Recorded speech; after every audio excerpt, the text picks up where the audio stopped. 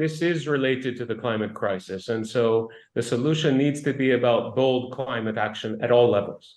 The climate crisis is actually setting our forests on a path of destruction, and we desperately need to stop that path. Presumably this is a problem that's in Greece and countries like Greece, you're going to face all the time. You're going to get hot summers. Presumably you can't stop fires.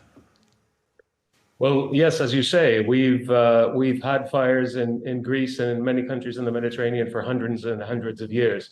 What's changed over the last few years is that we have hotter conditions, drier conditions, windier conditions, and that is actually allowing these fires to become much more frequent, but also much more intense. So it's not about actually making these fires disappear. It's actually how do we more effectively manage them than we have done in the past. And how can we do that? I mean, there's presumably two ways. There's managing the woods and the forests and the wildlife, but presumably, can human behaviour change? Does it need to change? Because say 20 years ago, if you lit a fire, you could maybe have controlled it. If you left a bottle, it might not have set a spark that's put the whole thing on fire. Does human behaviour need to change? Can you make people more responsible, or is that a kind of hopeless thing? Well, no, I don't think it's hopeless. I think that overall there are two big things that we need to look at. Firstly, this is related to the climate crisis, and so the solution needs to be about bold climate action at all levels. The climate crisis is actually setting our forests on a path of destruction, and we desperately need to stop that path. So that means phasing out fossil fuels. That means investing in renewables. That means investing in energy efficiency, really trying to address the climate crisis in a big way. The second thing directly related to the forest fires, we need to drastically change the way we fight forest fires. In Greece and in many countries in the Mediterranean, the emphasis has been on suppression. It's been about more planes. It's been about more firefighters. It's been about trying to put the fire out once that fire has broken out. Well, it's not working, unfortunately, and it's costing us nature. It's costing us livelihoods, and tragically, it's also costing us human lives.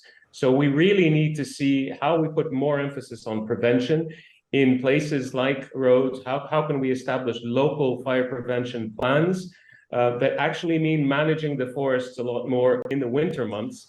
It also means involving society a lot more, involving volunteers. The volunteers and professional firefighters in Greece have been doing an amazing job over the last few days, and a lot of respect for them. But in a nutshell, I think it's a lot more about prevention and addressing the causes of those fires. A lot of that actually has to do with negligence, and that is human behavior. That is about not doing stupid things when it's 40 degrees, like lighting a barbecue or throwing a cigarette butt into the forest or whatever else is happening. Do we need to, in a painful irony, do they need to build in breaks to the forest, actually take out spaces within the forest so things don't spread? Is that possible? Yes. Well, I mean, the main thing is that a lot of the forests in Greece have not been managed for many years. So we have a lot of biomass that's actually accumulated in these forests, and the combination of that biomass with very, very high temperatures, with very strong winds, it's a deadly combination. So it's not that much about creating these breaks inside the forests, but it's also about actively managing these forests, as I said, during the winter months and not during the hot summer months only. And just finally, are you pessimistic that we're going to have a bad summer? Is this? I mean, there's going to be a couple more months of this hot weather, isn't it? You would think in some form or another. Well, we've already lost something like 40,000 hectares in Greece. So, and we do have, and we're not even into August. So it looks like this is going to be a very tough summer. And we need to do whatever we can, at least at this stage in time. But our urge to the plea to the government is now is the time to drastically revisit our paradigm on how we address forest fires and really take bold climate action at the same time.